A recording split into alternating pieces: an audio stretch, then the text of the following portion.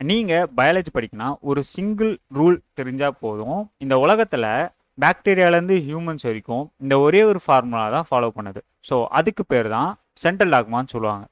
நம்ம உடம்புல இருக்க செல்ஸ்குள்ள நியூக்ளியஸ்னு ஒரு பார்ட் இருக்கும். அதுக்குள்ளே தான் ரொம்ப சேஃபாக டிஎன்ஏ இருக்கும். அந்த டிஎன்ஏல தான் ATGC adenine guanine cytosine thymine அப்படின்னு சொல்லிட்டு நியூக்ளியோடைட் சீக்வன்ஸ் இருக்கும். ஸோ அது என்ன பண்ணுன்னா இதுதான் வந்து நம்ம உடம்பு எப்படி ஃபங்க்ஷன் ஆகணும் இதுதான் வந்து சொல்லும். இப்போ இந்த டிஎன்ஏ நியூக்ளியஸை விட்டு வெளியே வராது. அப்போ என்ன பண்ணால் ஒரு த்ரெட்டில் எக்ஸாக்ட் டிஎன்ஏவை அப்படியே காப்பி பண்ணும். அந்த ப்ராசஸ் பேர் டிரான்ஸ்கிரிப்ஷன். ஸோ அந்த காப்பியான த்ரெட் பேர் வந்து எம்ஆர்என்ஏ, மெசஞ்சர் ஆர்என்ஏ சொல்லுவாங்க. இந்த மெசஞ்சர் ஆர்என்ஏ நியூக்ளியஸ் விட்டு வெளியே வந்து ரைபோசோம் சொல்லிட்டு ஒரு பார்ட் கிட்ட போகும்.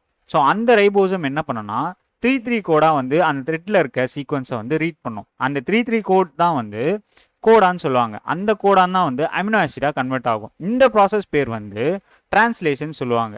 இந்த கோடான் எல்லாம் ஒன்றா ஜாயின் ஆகி ஒரு ப்ரோட்டீன் 3D ஃபோல்டாக ஆகும். இந்த ப்ரோட்டீன் தான் வந்து நம்ம ஹைட்டு, கலரு இது எல்லாமே வந்து எப்படி இருக்கணும் அது எல்லாமே டிசைட் பண்ணுறது. ஓகேவா? ஸோ இந்த ப்ராசஸ் பேர் தான் டிரான்ஸ்கிரிப்ஷன் சொல்லுவாங்க. டிஎன்ஏ டிரான்ஸ்கிரிப்ட் ஆகி ஆர்என்ஏவா ஆகும். அதுக்கப்புறம் இந்த ஆர்என்ஏ டிரான்ஸ்லேஷன் ஆகி புரோட்டீனாக ஆகும். இதுதான் சென்ட்ரல் டாக்மா ஆஃப் மாலிகுலர் பயாலஜின்னு சொல்லுவாங்க.